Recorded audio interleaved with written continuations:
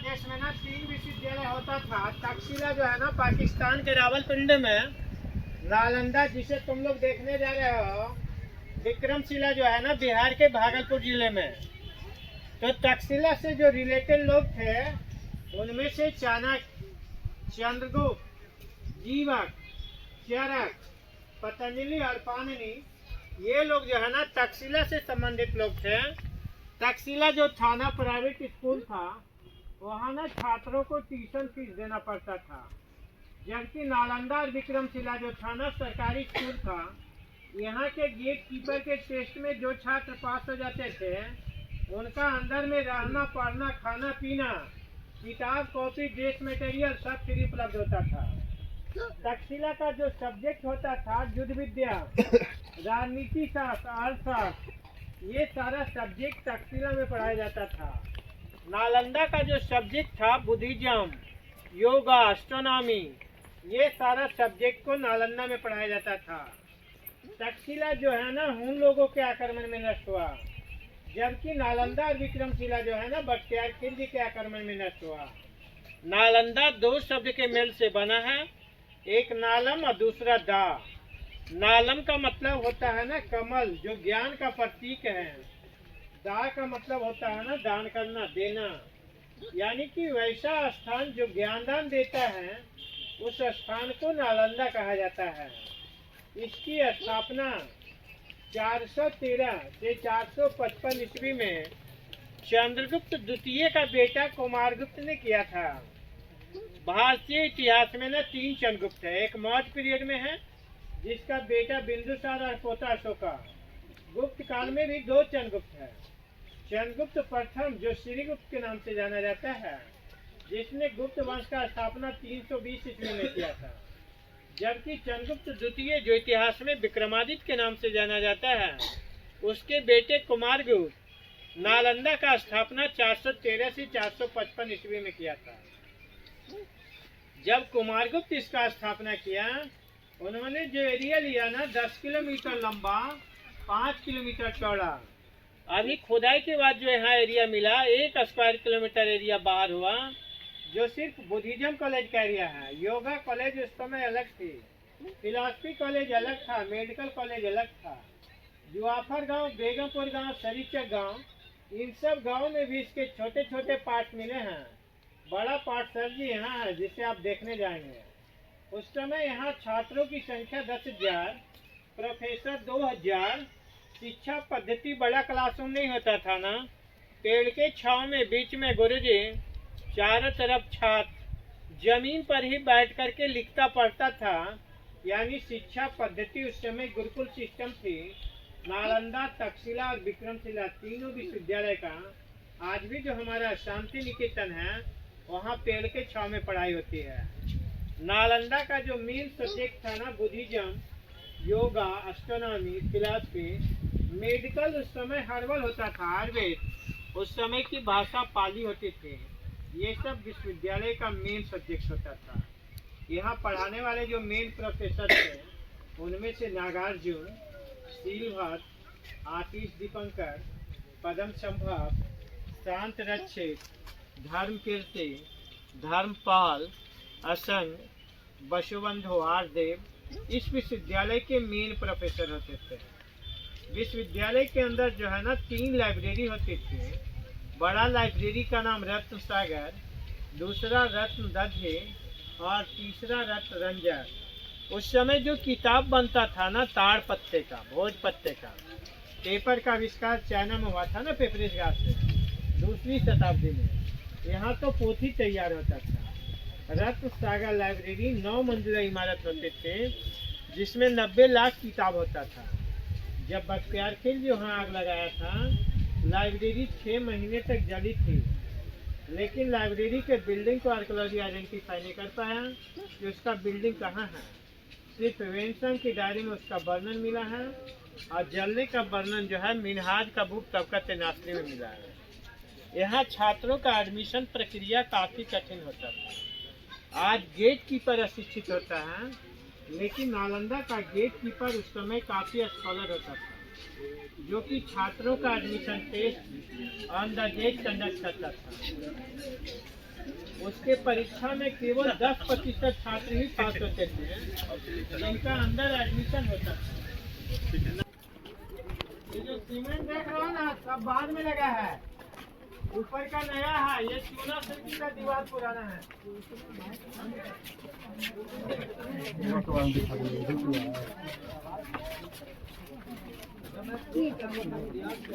वास्तव में नालंदा का दीवार नेचुरल एयर कंडीशन और साउंड प्रूफ है। अगर कोई आपसे पूछता है कि नालंदा का इतना ऊंचा दीवार क्यों है,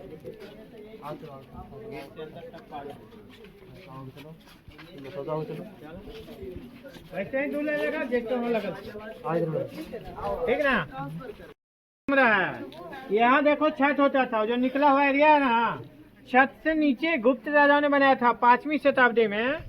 उसके ऊपर के कंस्ट्रक्शन को हर्षवर्धन ने डेवलप किया था 7वीं शताब्दी में, और उसके ऊपर के बिल्डिंग को पाल राजा ने बनाया था 9वीं शताब्दी में। यानी 413 में जो कंस्ट्रक्शन बना ना, 1100 ईस्वी आते आते विश्वविद्यालय यहाँ बहुमंजिला इमारत तैयार हो चुका था। सीमेंट जो भी देख रहे हो ना दरवाजे वगैरह पर, या नाली में सीमेंट देखोगे, सब बाद में लगाया गया 1940 में, है ना। उस समय सीमेंट के जगह पर जो मसाला का उपयोग होता था, चूना, सुर्की, बालू, गन्ना जूस, बेल जूस, उड़द दाल, ऐसे हर्बल पेस्ट में दीवार तैयार होता था। और दीवार का मोटाई जो है ना, कम से कम 5 फीट है, ज्यादा से ज्यादा 10 फीट है। ये दोनों मिल करके कमरा को न गर्मी में गर्म होने देता था, न ठंड में ठंडा। यानी कमरा जो है ना, हर मौसम में एयर कंडीशन का काम करता था। ये सब एक छात्रों का एक घर है, जिसका ऊपर का दीवार अच्छा टूट गया है ना। रास्ते में जब बाद के राजा ने ये सीढ़ियाँ बना दी, दरवाजे भी बंद हो गए, अधूरे कमरे, अधूरे हॉस्टल के पास होते थे, ठीक ना। चलो आगे।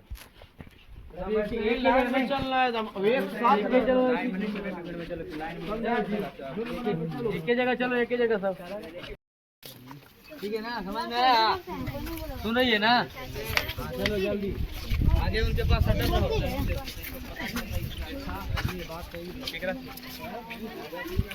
स्टैंड के लिए क्या है हो?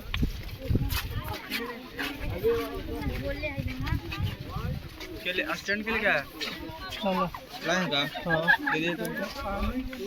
लीजिए, हमको बनाना था, बनाइए तो फिर हाथ में जी। जहाँ भी आपको प्लेटफॉर्म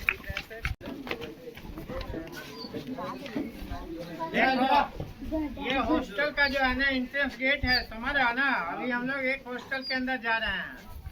जिस हॉस्टल के अंदर जा रहे हैं, इस हॉस्टल का निर्माण जो है सुमात्रा के राजा बालपुत्र देव ने करवाया था, समझ रहा ना। तो हर एक हॉस्टल के एंट्रेंस गेट के दोनों साइड में अलमारी है, इधर भी इधर भी। इस शेल्फ में ना भगवान बुद्ध का मूर्ति होता था। ये दोनों बाथटब है, स्नान घर है। छात्र यहाँ स्नान ध्यान करके भगवान बुद्ध को जल ऑफर करता था, प्रे करता था, बुद्धम शरणम गच्छामि, धर्मम शरणम गच्छामि, संगम शरणम गच्छामि। तभी दिन की शुरुआत होती थी। यहाँ जो है ना लकड़ी का दरवाजा होता था। ये जो ईंट पिघल रहा है, काला हो रहा है, इससे पता चलता है कि बख्तियार खिलजी घर में आग भी लगाए थे, जो 6 महीने तक जलती रही थी, है ना। ये सब आग लगने का संकेत है नालंदा विश्वविद्यालय का। चलो अंदर देख रहा है सब। नालंदा विश्वविद्यालय के अंदर जो है ना, नाली व्यवस्था काफी उन्नत होता था। नाली यहाँ 90 डिग्री पे मूव हो रही है। इंडस वैली में भी नाली 90 डिग्री पे मुड़ती है। इससे पता चलता है कि दोनों जगह का नाली व्यवस्था एक तरह का होता था। ये दोनों कमरा पर्पस में यूज होता था ना, ठीक हो। सीमेंट 1960-61 का जो सीमेंट है 65 सालों में टूट रहा है, उधर देखेंगे। ये दीवार 1600 साल पुराना है कार्बन डेटिंग से जो बचा हुआ है ना। चलो ऐसा नाली दे ले, ऐसा में घिरका छोड़वाते हैं। नाली का डिजाइन दे ले, उसमें घिरका छोड़वाते हैं घर में।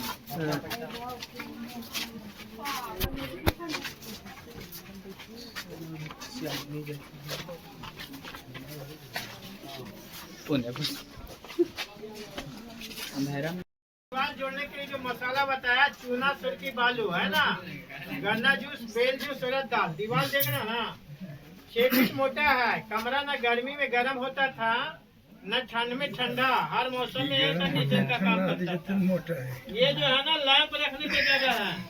ये बनता था ना तीसी तेल में, रेडी तेल में, है ना। और किताब ताड़ पत्ते का तैयार होता था। इसको रखने के लिए रैक बनता था। दरवाजे के पास भी 2 शेल्फ है। इधर जगह जो शेल्फ है पहले पिलर बनता था ना पत्थर का, जिसके ऊपर ना छत होती थी। यह स्टेज क्लासरूम, यहाँ भी बीच में गुरुजी बैठते थे स्टेज के ऊपर। उनके चारों तरफ साथ बैठ करके यहाँ लिखता पढ़ता था।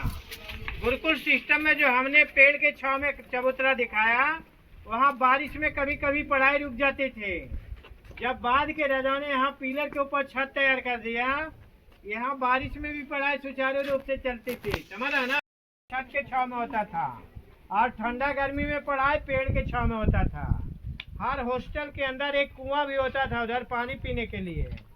अभी जो भी कमरा तुम लोगों ने देखा है ना, उसका छत टूट चुका है। 2 कमरा और है जहाँ 1600 साल पुराना छत बचा है। खुदाई के समय उस दोनों कमरे से जला हुआ चावल मिला है, जो अभी म्यूजियम के अंदर रखा गया, जिससे ये पता चला कि दोनों कमरा अनाज का गोदाम होता था, है ना। और सामने कमरा बुद्ध मंदिर होता था। इसके आगे में 2 पत्थर है जो माइका है, अबरख पत्थर है ना। उस पत्थर पर जब चांद का रोशनी पड़ता था, रोशनी को रिफ्लेक्ट करके आंगन को भी ग्लो करता था, इस कमरे को भी रोशनी देता था। जिस समय अमेरिका इंग्लैंड के लोग जंगल में रहते थे, शिकार करके जीवन यापन करते थे, नालंदा के लोगों को प्रकाश परावर्तन क्रिया मालूम होती थी। देखो वहाँ दिखाएगा, मोबाइल का टॉर्च जला के दिखाएगा, रोशनी चमक चमक रहा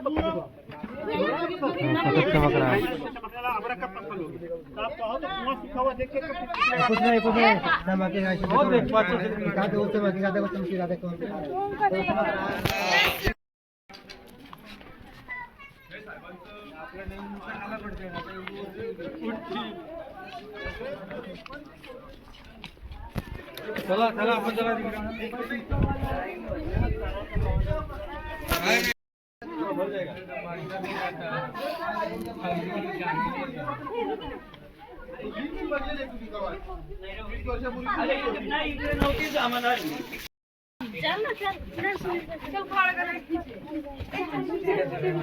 हो गया ना, चलिए चलो चल।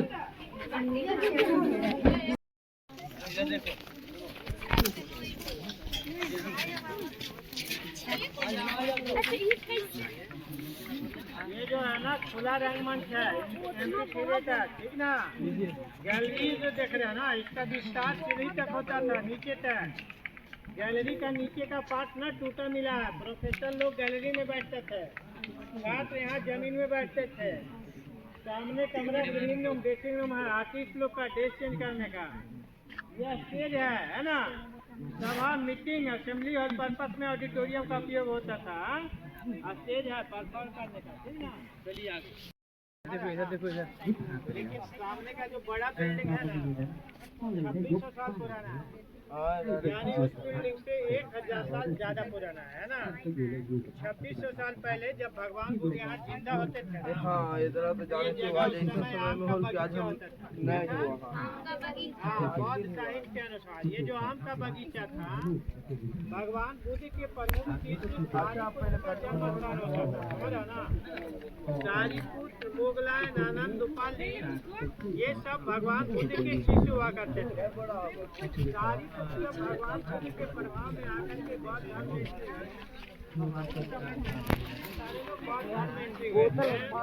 उनमें सबसे ज्यादा तेज तराशीस भगवान बुद्ध को सारीपुत्र समझ में आया।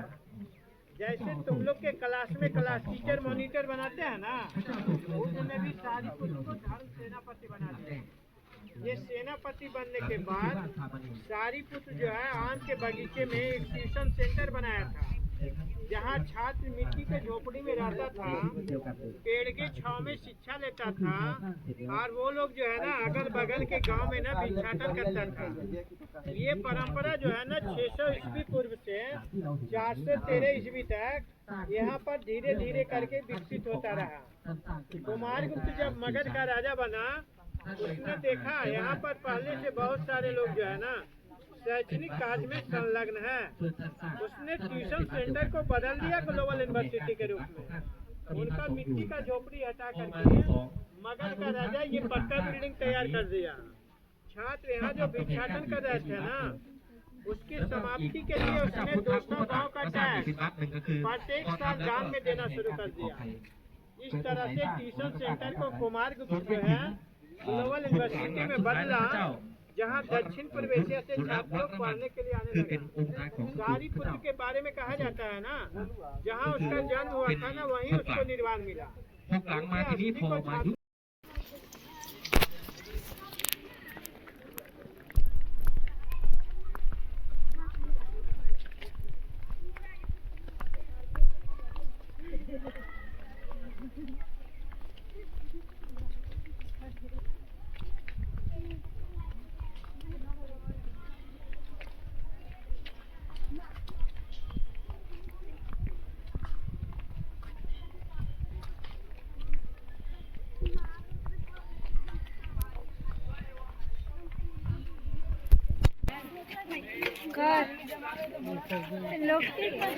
बोले ही